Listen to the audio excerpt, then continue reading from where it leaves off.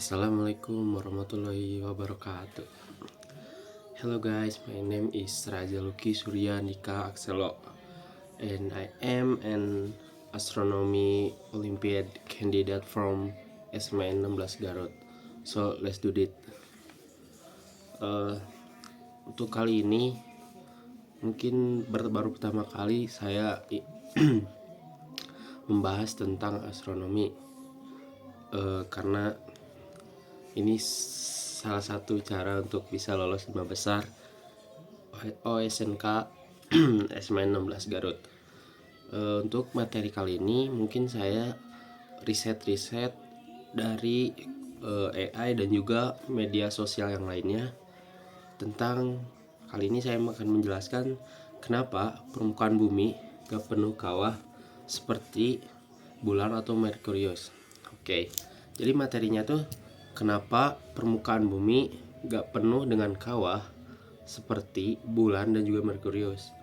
Nah, jadi di video kali ini ada beberapa faktor yang bisa menjelaskan kenapa bumi bisa lebih sedikit kawahnya dibanding dengan bulan ataupun Merkurius. Untuk yang pertama mungkin untuk atmosfer ya. Atmosfer itu adalah lapisan paling tinggi di bumi yang tugasnya ya menahan lapisan dari sinar UV dari matahari kan secara langsung. Jadi ada yang namanya itu lapisan ozon yang bisa membuat ya sinar UV itu nggak bisa langsung masuk guys. Jadi simpelnya tuh kayak penahan perisainya gitu. Untuk ini atmosfer, kenapa sih meteor tuh gak langsung ke bumi? Untuk penjelasannya mungkin yang pertama tuh yang berdasarkan yang saya riset, meteor kecil terbakar sebelum sampai permukaan. Jadi penjelasannya tuh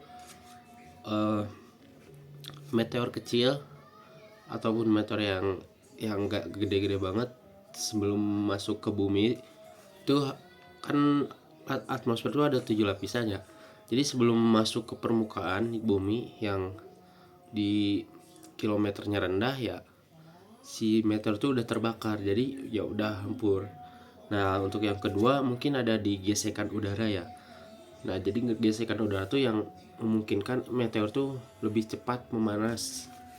Nah untuk yang kedua mungkin ada perbandingan ya. Untuk pertama mungkin di bulan tuh sama sekali tidak ada atmosfer yang bisa mengilmiahkan ya. Bulan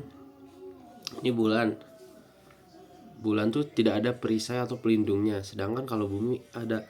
Jadi pas masuk meteor ke sini, nah kalau bumi kan ada di sini ada penahannya, sedangkan kalau bulan ya langsung meteor tuh bertabrakan dengan permukaannya, membuat jejak yaitu kawah yang kita ketahui.